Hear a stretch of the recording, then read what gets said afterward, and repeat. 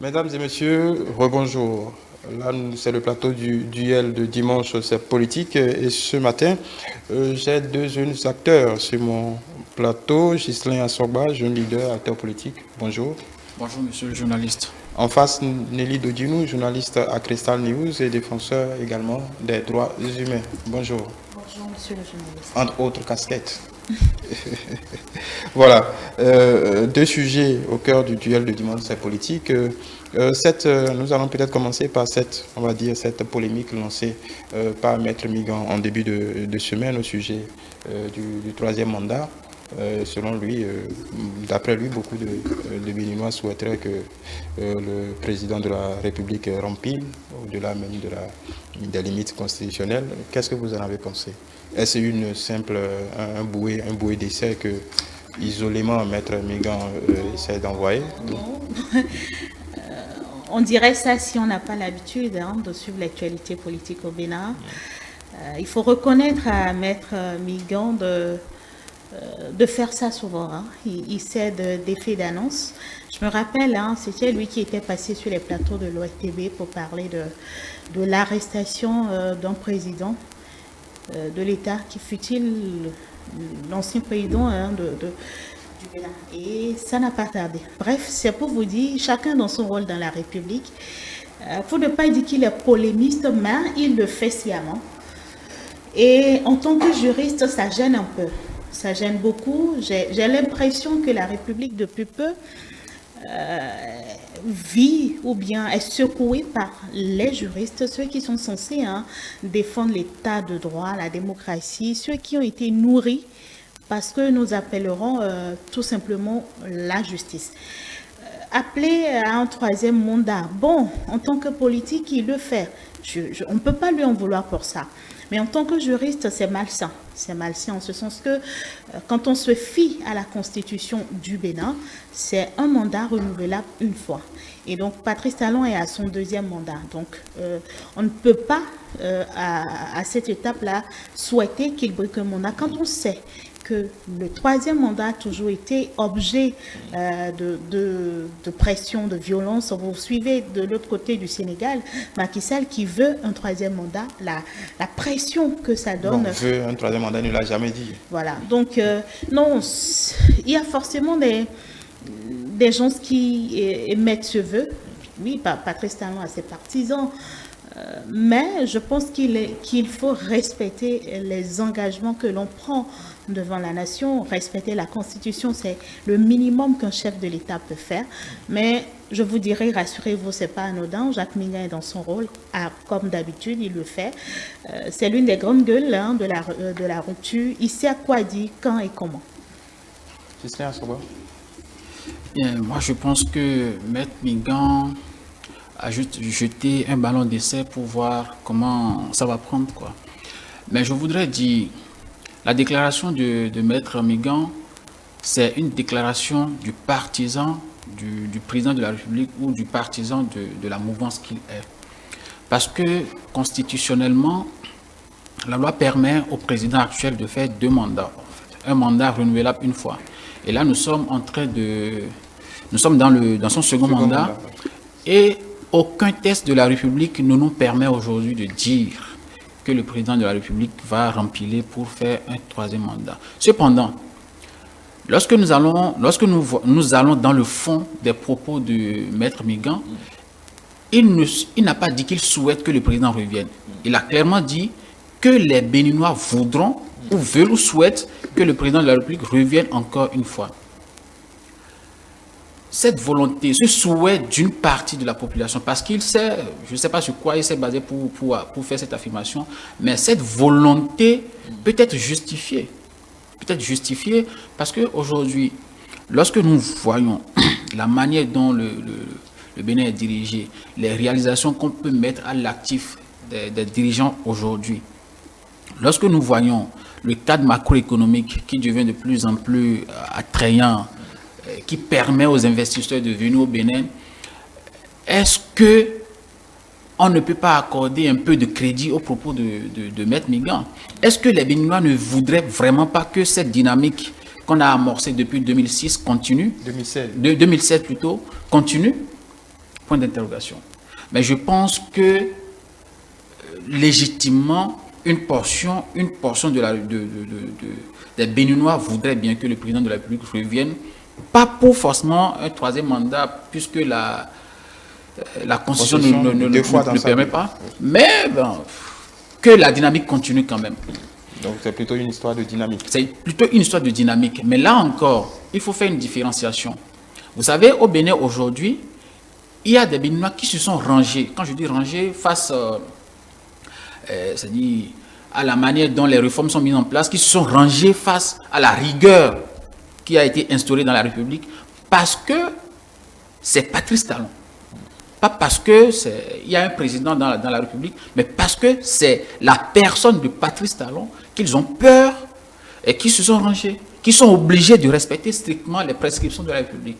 Donc il y a aussi le fait que les gens veulent que la dynamique continue, mais les gens veulent aussi que la personne qui porte la dynamique soit une personne qui a le courage de Patrice Talon. Voilà. Qu'est-ce que tu as dit là-dessus? Oui, moi, ça me désole hein, quand j'entends des jeunes tenir ce genre de récit, parce que l'État, c'est une continuité. Il n'y a qu'en Afrique qu'on a l'impression qu'il n'y a qu'un seul homme qui peut faire quelque chose, qui peut mieux faire quelque chose. Regardez autour de vous, allez au Botswana, allez dans les pays... Ah, vous êtes allé très loin. Oui, regardez autour de vous, regardez au Nigeria. Juste à côté, le Nigeria vient d'élire Tinubu, chef de l'État. C'est l'IPC qui continue. C'est le même parti de Muhammadu Buhari qui prend place encore, juste pour vous dire qu'il n'y a pas un super puissant. C'est nous, notre mentalité, qui pense qu'il n'y a qu'un seul. Mais quand même, c'est la même dynamique qui continue au Nigeria. Et nous avons 120 millions d'habitants pour 32 États. Donc, c'est une question de structuration. C'est une question de vision politique. Vous ne pouvez pas dire que c'est seulement une seule personne. Pensez ça, c'est rétrograde même pour le chef de l'État. Parce que lui, il est à la tête du dynamique. Et s'il a réussi à impulser cette dynamique, c'est sûr qu'il aura quelqu'un pour le remplacer. Et mieux, s'il est convaincu que les habitudes ont changé parce qu'il a réussi à impulser une dynamique, il n'a pas peur de s'en aller. Parce que quand vous êtes un père de famille et que vous avez réussi à imposer certaines règles dans votre maison, dès que vous êtes au dehors, vous êtes sûr qu'à la maison, tout va bien. C'est peut-être quand vous êtes dans le saupoudrage, que vous avez peur de partir, que votre départ causerait des casses. Moi, je pense qu'il faut qu'on arrête cette manière de penser. L'État, c'est une continuité. Et dès qu'on accepte le régime démocratique, et dès qu'on accepte que nous sommes dans un État qui est régi par des lois, dont la loi fondamentale, qu'est la Constitution, qui impose un mandat renouvelable une fois, je pense qu'il faut arrêter de penser qu'il n'y a qu'un seul homme qui peut le faire.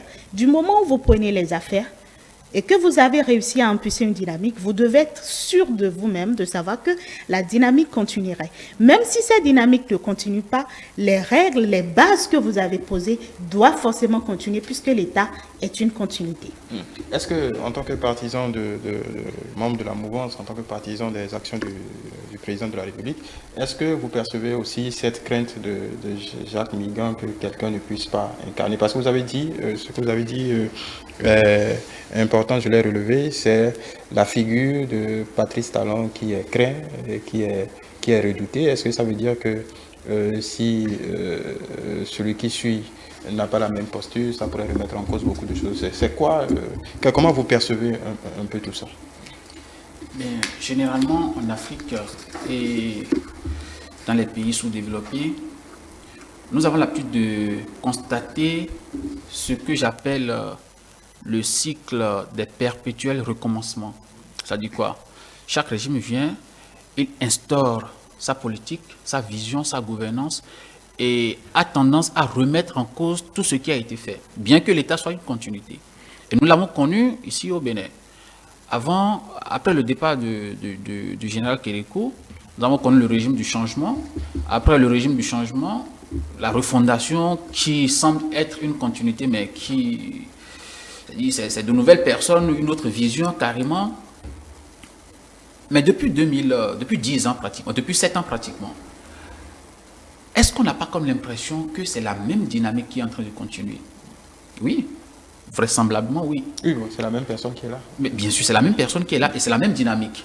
Alors, ce que moi je crains, et c'est une crainte légitime pour beaucoup de Béninois, c'est est-ce que le jour où Patrice Talon part, est-ce que l'étape à laquelle la dynamique a été menée, l'étape à laquelle la dynamique a été portée, est-ce qu'il y a une personne aussi charismatique pour continuer dans cette même dynamique, pour avoir le courage, l'audace de ne pas agir avec émotion, de décider de conduire sa vision, quels que soient les sacrifices qu'il faut consentir.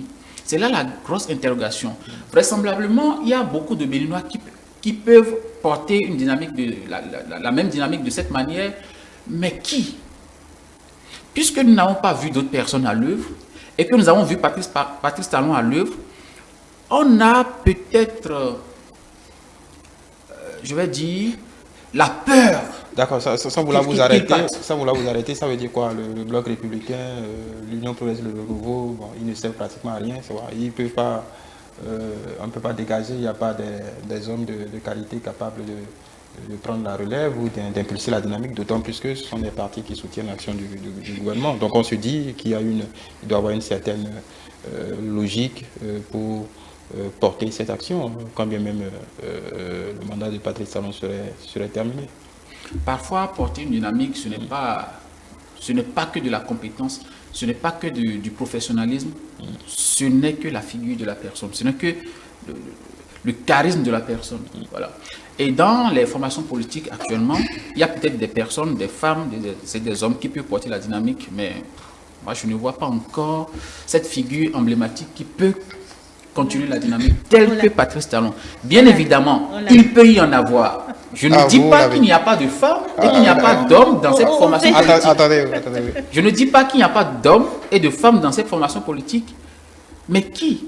C'est une interrogation que moi-même. Oui, de toute façon, c'est un peu trop tôt pour en parler, mais c'est parce que Maître Miga a ouvert la boîte à Pandore. Vous voyez, ça rejoint pratiquement la façon dont pense Patrice Talon, l'incompétence des Béninois. Tout simplement. C'est ça qui résume. Vous voyez, un jeune plein dévoué qui milite dans un parti, qui aspire à des postes politiques. Ce régime a dit oui, il n'y a pas un meilleur que ça, il n'y a pas champion que ça, il n'y a pas, non. Je suis désolée, mon cher ami Gisela. Quand on est dans un parti politique, on fait sortir tout ce qu'on a en soi en tant que charisme et leadership. Chacun y travaille. Avec autant de personnes autour de Patrice Talon, le gouvernement, c'est au moins 22 membres du gouvernement. Prenez les chefs de parti, prenez le nombre de députés à l'Assemblée nationale et prenez le nombre de conseillers autour. Et vous me dites sur un plateau de télé qu'il n'y a que lui seul. C'est ça qui tue les États. C'est ça qui tue même parfois les présidents. C'est-à-dire que cette façon de les élever au rang de superpuissants, parfois on en fait des hommes au-delà de tout. Et dès qu'ils prennent conscience de ça, ils se disent, ben voilà, je peux rester à vie, je peux tripatuer. Non, c'est déjà, vous voyez, les présidents sont toujours issus de la masse. C'est parmi nous qu'on élit les députés. C'est parmi nous qu'on élit tout ce que vous voyez aux affaires. Si dans la masse, nous réfléchissons de cette façon, c'est que dans 20 ans, nous serons là à bavarder encore sur les plateaux de télévision. C'est juste pour vous dire que depuis que la politique a existé au Bénin, on a connu Eouzo, on a connu la révolution. C'est le même discours, hein?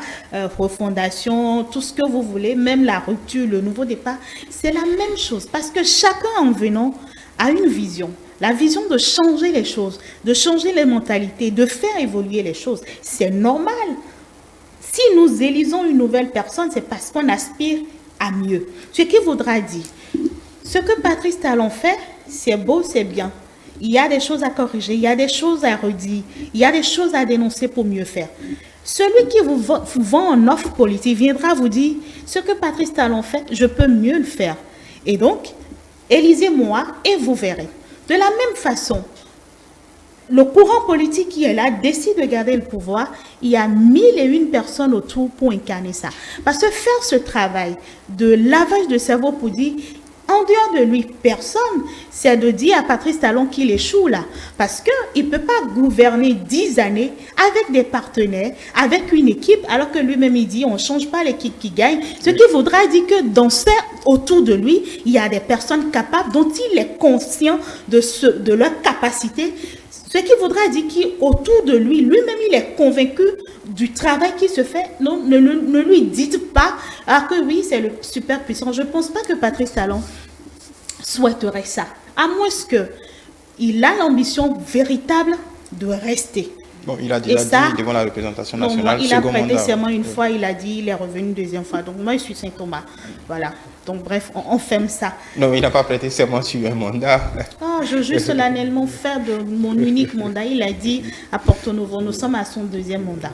Bref, la Constitution dit 2, mais les ambitions politiques sont tout autres. Là, si on veut parler des ambitions de Patrice Talon, on va en parler. Quand on l'observe, son offensive diplomatique depuis peu, on peut se dire, attention, ce monsieur a commencé par préparer son 3e mandat. Quand on fait ci, on fait ça, attention à ce monsieur, tel qu'il essaie de faire tel rapprochement, tel qu'il essaie de faire ci, on peut lui prêter l'intention de vouloir un 3e mandat. Mais à l'heure actuelle, je refuse que des gens comme Ghislain Assoba, soit sur des plateaux pour dire « Ah, c'est le super puissant, c'est le meilleur, il n'y a pas d'eux. » Non, vous êtes jeune, vous avez des rêves, vous avez des ambitions et vous militez dans des partis, c'est pour gouverner. Un parti politique, quel est son rôle? C'est l'animation de la vie politique et puis la conquête du pouvoir. Donc, ne dites pas à Patrice Talon, reste dans ton fauteuil à vie. Nous, on serait là à t'applaudir quand même, ayez plus d'ambition, Ghislain. Bien, je voulais réagir par rapport à ce que Madame Nelly a dit tout à l'heure. Je ne dis pas qu'il n'y a que Patrice Talon pour diriger le Bénin et pour continuer par diriger le Bénin. C'est ce que j'ai cru entendre. Hein? Mais ce que j'essaie de dire, c'est que nous voulons aussi une personne qui peut incarner le même charisme que Patrice Talon. Et pour le moment, visiblement, on ne connaît pas cette personne encore. Alors, bon, peut-être vous, peut-être d'autres. Peut-être moi, peut-être vous, peut-être Madame Nelly également. Oui. Mais ce que Maître Migan essaie de dire, moi je comprends qu'il ne suscite pas un 3e mandat à Patrice Talon. Mais je crois comprendre à travers sa déclaration qu'une partie de la population souhaiterait que Patrice Talon revienne, visiblement en fonction de la performance économique, politico-sociale, tout ça qu'on peut mettre à l'actif du chef de l'État et de son gouvernement actuellement. Voilà. Ok. Alors nous allons passer au second sujet, vous l'avez évoqué brièvement. Cette phrase est restée, en tout cas, à marquer l'opinion. On ne change pas une équipe qui gagne. Bon, Patrice Talon qui met fin de façon abrupte à toutes les spéculations autour d'un éventuel remaniement ou non, au-delà de ce que ce remaniement, un remaniement du gouvernement relève de la seule prérogative du chef de l'État. Voilà, le chef de gouvernement. Qu'est-ce qu'on peut en dire? Oui, quand vous avez la pratique de la chose politique, très souvent, après les élections, il y a souvent remaniement. Il y a ceux qui vont se retrouver à l'Assemblée nationale, qui vont laisser des fauteuils vacants et il faut nommer. Parfois, on fait un remaniement pour remercier certains, surtout quand on a des ambitions. On se dit celui-là ne vaut pas grand-chose dans l'arène politique. Ce que je respecte chez Patrice Talon, c'est cette capacité à maintenir sa troupe. C'est-à-dire que vous êtes avec lui, vous prenez fauteuil de ministre, vous êtes là 10 ans avec lui. On a connu par le passé, remaniement, on en fait presque tout le temps. On a eu des ministres de 3 semaines, on a eu des ministres de 3 mois, de 6 mois. De toute façon, sans vouloir vous arrêter, Patrice Talon avait dit pendant la campagne qu'il n'y aura pas de gouvernement de remerciement. Il est resté quand même fidèle à sa logique, il est resté quand même fidèle à cela. Je ne sais pas, il sait s'entourer de ceux avec qui il travaille et il leur fait confiance. On s'attend souvent après une élection qui est remaniement, qui est des permutations, qui est des jeux de chaises au sein même du gouvernement. Donc, si le monsieur est convaincu que ceux avec qui il travaille, pour lui, ça lui va, c'est tant mieux. C'est pas à moi de lui dire, écoute, remanie, parce qu'il y a tel ministre, on le voit quasiment pas. On aura à dire sur chaque ministre. S'il y avait remaniement, on aurait matière à discuter, évaluer chaque ministre à chaque poste. On a tellement à dire, il y a des ministres qui sont quasi inexistants, hein, on les voit pratiquement pas. Il y en a qui sont très actifs compte tenu de leur portefeuille et qui sont obligés de descendre de faire. Bref, c'est lui. Qu'est-ce que ça envoie comme message en termes de discipline politique? Est-ce que qu'un président arrive à départir, en tout cas, le travail technique qu'il demande aux membres du gouvernement avec les envies, disons, les attentes de la famille politique? Bon, vous savez, la politique sur Patrice Talon est bien structurée pour lui. Il a réussi à écarter ceux qui peuvent perturber sa gouvernance. Et donc, du coup, il a déjà ceux qui vont faire le travail à l'Assemblée nationale, voter ces lois tant qu'ils sont là, il les vote à l'unanimité, et puis il n'a pas de souci à se faire à ce niveau. C'est quand, au niveau de l'Assemblée nationale, il y a une forte opposition que vous êtes obligé d'envoyer vos lieutenants pour maintenir quand même la troupe. Mais là, il est à l'aise. Il a tout balisé, donc il y a ceux qui sont dans le rôle législatif qui répondent « tout marche, il n'y a pas de souci ». Et ceux qui sont dans son équipe qui ne lui font aucun, comment vous appelez, l'ombrage, il n'y en a pas, chacun dans son rôle. En fait, c'est le gars qui sait maintenir ses gars. C'est une manière de parler pour qu'on puisse se... Il se dit, j'ai pas de souci à me faire. C'est peut-être ceux qui attendent une nomination qui sont déçus, parce qu'il y en a qui se sont tellement agités, qui veulent forcément, parce que les gens ne font rien au hasard. Rien n'arrive au hasard en politique, tout est prévu. C'est pour dire à Ghislain, tout ce que Maître Assorba, Maître Miga a dit, c'est parce que c'est prévu. C'est de la communication politique. Du coup, vous et moi, on en parle. Et on fait le débat autour. Rien n'arrive au hasard en politique, tout est prévu, planifié. Du coup, quand il dit on ne change pas l'équipe qui gagne, c'est sûr qu'il y a des gens qui t'importaient déjà à la porte, qui souhaitent quand même être ministre, qui souhaitent être ci, qui souhaitent être cela. Et il s'est dit, l'équipe qui est là m'accompagne bien, on se comprend bien, exécute ensemble le programme que nous avons, ça me convient. Maintenant, est-ce que pour le peuple béninois, on est satisfait? Ça, c'est tout autre débat. Bien, on ne change pas l'équipe qui gagne, ça c'est encore une discipline politique à mettre à l'actif du président Patrice Talon. Alors, les rumeurs en ce qui concerne le remaniement du gouvernement sont certainement nées par les leaders, sont nourris par les leaders des formations politiques qui attendent certainement une nomination dans le gouvernement du président Patrice Talon. Parce que, généralement, on est habitué, après chaque élection législative, à faire des réajustements, des remaniements pour remercier les partenaires politiques, etc. Aussi, cette année particulièrement, et c'est une première sous Patrice Talon, l'opposition est allée à l'Assemblée nationale. Alors, logiquement, la population s'attendait déjà à ce qu'il y ait une petite ouverture politique au niveau des démocrates. Alors, tous ces deux facteurs réunis ont nourri la polémique. Une petite ouverture démocratique, c'est-à-dire que les démocrates puissent aller au gouvernement. Une petite ouverture politique. C'est-à-dire les gens s'attendaient logiquement, puisque c'est la première fois sous Patrice Talon que les démocrates sont allés à l'Assemblée. Après les élections, les gens s'attendent peut-être que Patrice Talon puisse ouvrir son gouvernement, 1 ou 2 postes aux démocrates pour le consensus national, pour la cohésion, etc. Et donc, ce facteur a peut-être nourri les rumeurs quant au remaniement de Patrice Talon. De toute façon, sans vouloir vous arrêter légalement, c'est pas possible. Un parti de l'opposition ne peut pas, à moins que...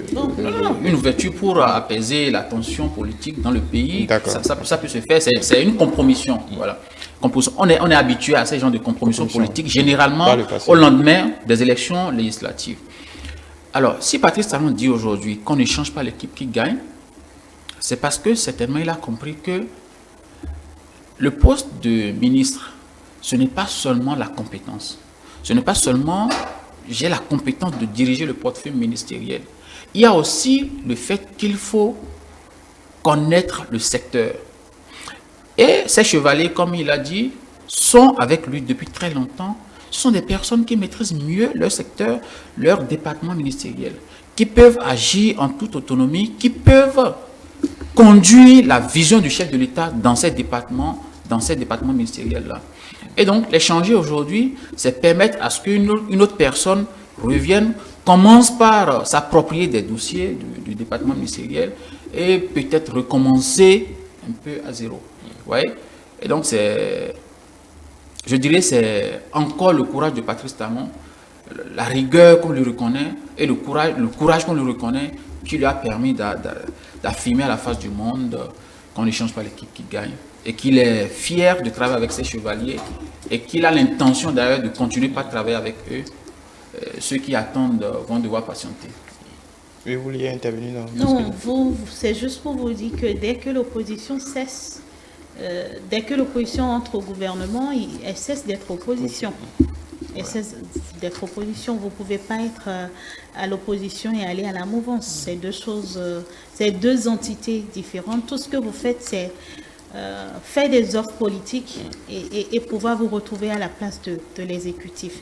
Je pense que c'est ça que je voulais souligner. Il dit tout simplement qu'il a son équipe, ils ont un programme, ils exécutent ensemble le programme, il est satisfait.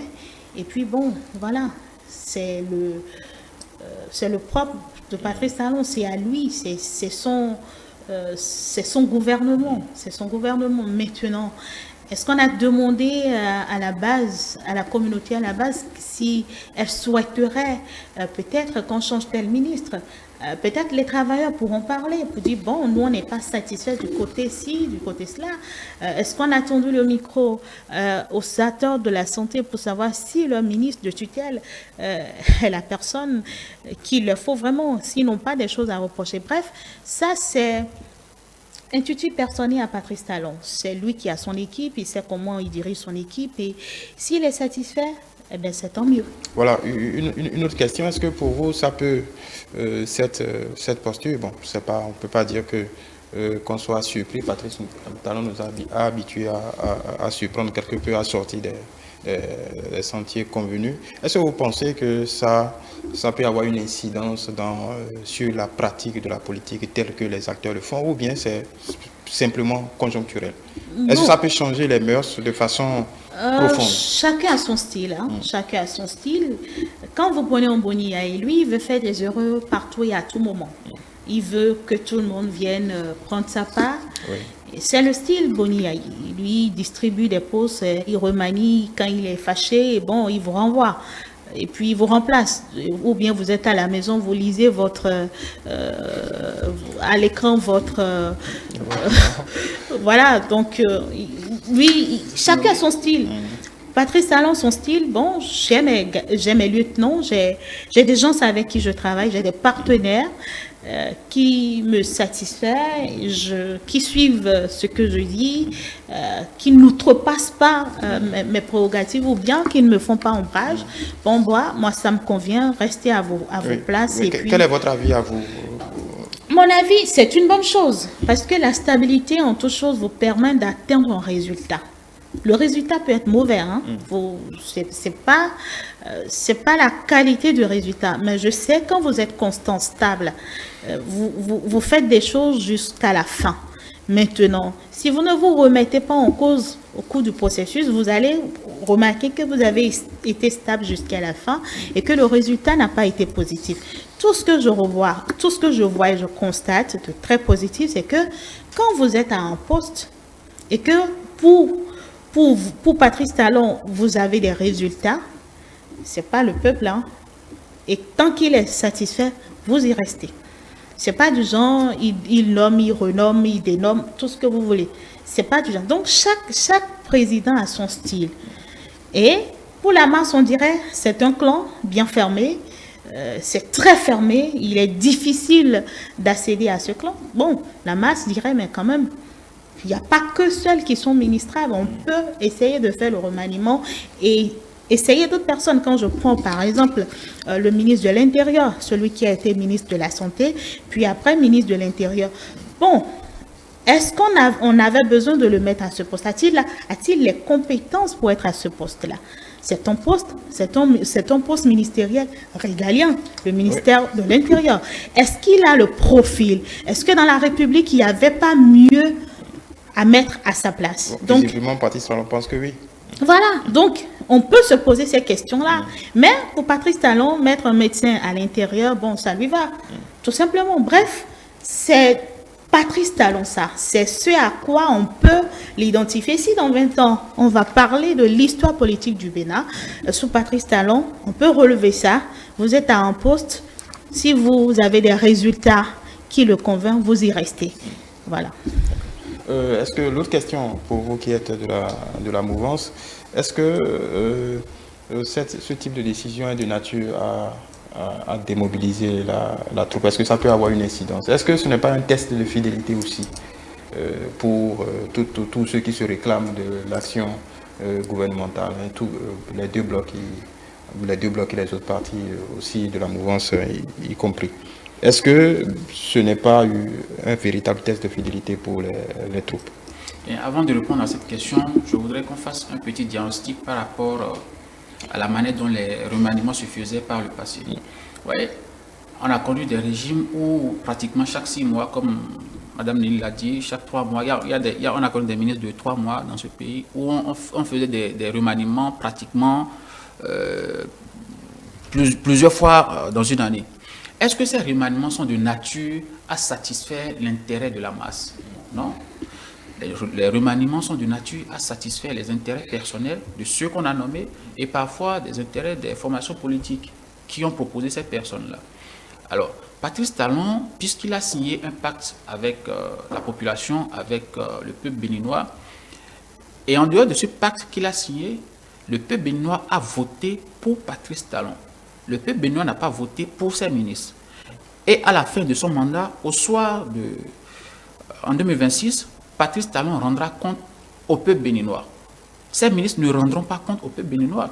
Et donc, Patrice Talon est en droit de choisir qui il veut pour occuper les postes tant que les cahiers de charges qu'il a confiés à chaque ministre sont respectés. Oui. Alors, sur ce point de vue-là, je pense que c'est une très bonne décision qui n'a rien à voir avec une affaire de démobilisation, de formation politique et autres.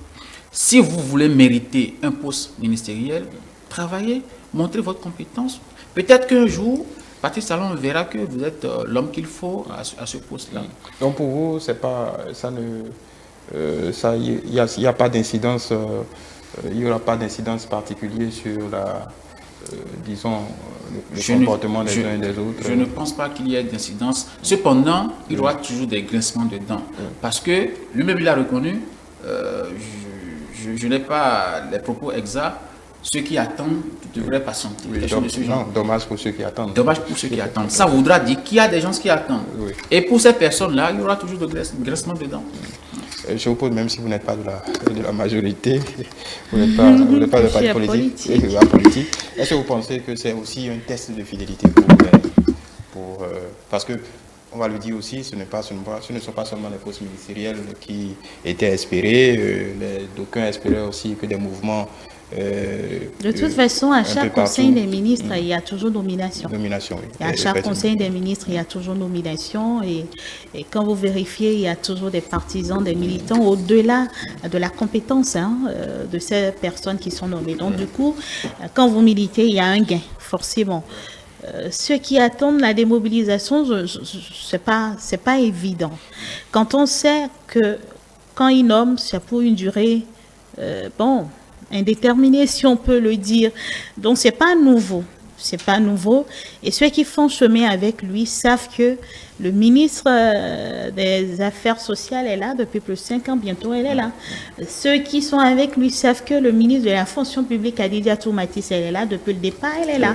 Tout simplement. Le ministre Oswald, il est là, même si en temps, il a changé de portefeuille. Il est là. Donc, du coup, quand vous êtes avec quelqu'un, vous connaissez ses habitudes, vous n'allez pas espérer un poste ministériel.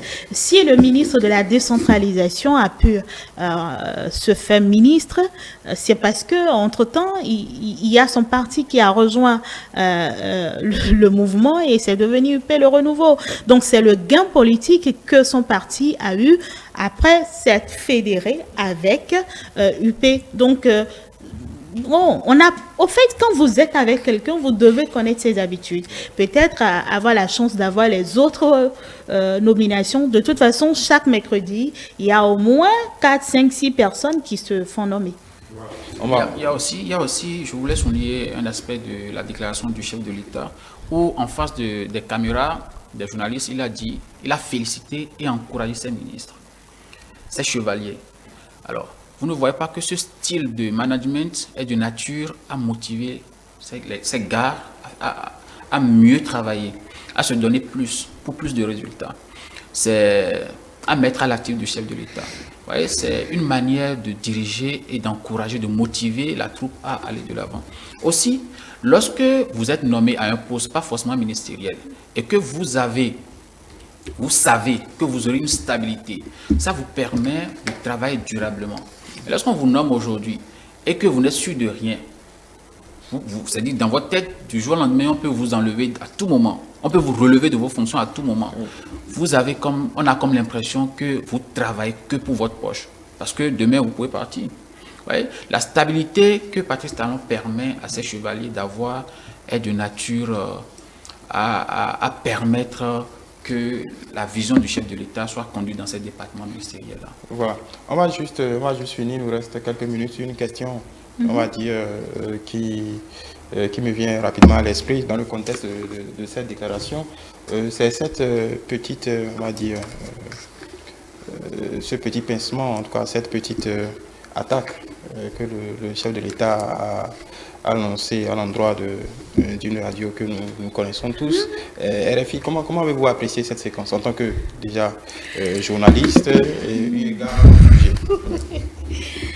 C'est tout simplement un peu de gêne par rapport à cela.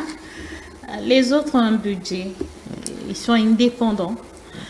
Ce n'est pas les médias d'ici qui sont inféodés ou bien qui ont une coloration politique, qui sont obligés de tenir un discours sur le plateau, sinon ils n'existeraient pas.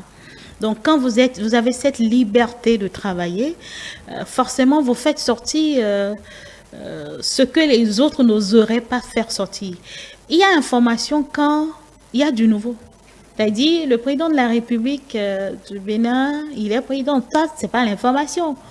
Mais c'est quand il y a du nouveau qu'il y a information. Quand tout va bien, il n'y a pas information. C'est quand ça ne va pas, le train qui vient à l'heure n'intéresse personne. C'est quand il y a un retard qu'il y a matière à parler. Oui, donc ce n'est pas le fait d'informer ou non, et ça, ce n'est pas le premier qui le dit. RFI a été interdit à cause de ça, pratiquement pour la même chose au Mali, au Burkina. Si vous prenez parler de l'opinion, c'est des reproches que vous entendez un peu partout. C'est la première fois qu'on voit un chef de l'État le dire aussi de façon abrupte. Bon. En griffe, on accuse RFI de propager de fausses informations. Maintenant que vous venez spécifiquement sur le sujet. Oui, c'est de ça que je voulais parler. Là, vous parlerez de la géostratégie, de la géopolitique, des intérêts de la France. Et quand on parle RFI, c'est aussi un moyen de communication pour l'idéologie, la campagne, la géostratégie de la France.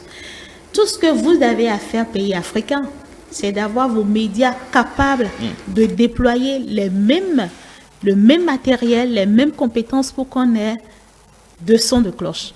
Vous imaginez, pour avoir les nouvelles du Mali, il faut capter RFI.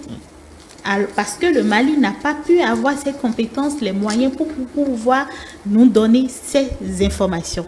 Vous voulez avoir une information sur le terrorisme dans le nord du Bénin, vous allez attendre que RFI vous donne l'information. Non, il ne faut pas que RFI vous donne l'information. S'il vous plaît, vous donne l'information dans les détails. Parce que eux, ils ont formé leurs journalistes à aller sur le terrain, faire les reportages dans des zones à risque, faire ceci. Ils vous reporteront les faits en fonction de la ligne éditoriale de leurs médias. Que vous êtes fâché, que vous vous énervez, que RFI disent le contraire de ce qui est, alors là, l'énervement doit être dans la constitution d'un média solide, capable, avec les ressources et les moyens pour descendre sur le terrain, faire les mêmes choses que RFI, donner la même information, faire les mêmes investigations. Donner la réplique. Mais si vous, chefs d'État ou les pays du continent, les gouvernants des continents que nous sommes, du continent africain ou de ces pays qui indexent RFI aujourd'hui, n'ont pas les capacités, les moyens, ne permettent pas à leurs médias de travailler librement, ils seront obligés de subir RFI. Vous n'êtes pas d'accord, vous coupez. Vous coupez, mettez en place vous-même vos médias capables de rivaliser avec RFI. Si nous ne faisons pas ça, oui, le chef de l'État va s'énerver, il s'énervera. RFI continuera de donner l'information qui l'arrange. Donc, l'énervement, la colère, c'est de permettre aux médias, de financer les médias capables de rivaliser sur le terrain avec RFI. C'est comme ça que je peux. Moi, je ne suis pas d'accord avec Mme Nelly parce que ce n'est pas parce que nous n'avons pas aujourd'hui les moyens d'être au niveau de RFI que nous allons permettre qu'une radio étrangère puisse donner une fausse information ou une information qui n'est pas vraie. Surtout qu'il s'agisse d'informations stratégiques, d'informations qui peuvent porter atteinte à l'intégrité d'un État. Il s'agit du terrorisme.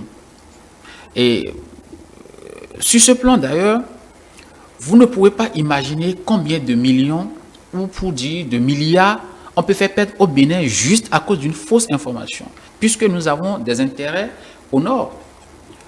Combien le parc W, le parc de la Pandjari apporte au Bénin, nous ne savons pas. C'est en termes de millions. Alors, diffuser une fausse information qui peut faire en sorte que les étrangers seront sceptiques, seront réticents à venir au Bénin, apporter de la devise, c'est quelque chose qu'il ne faut pas accepter lorsqu'on est un chef d'État courageux. Et c'est un style aussi de Patrice Talon de dire la vérité, quel que soit celui qu'il a en face.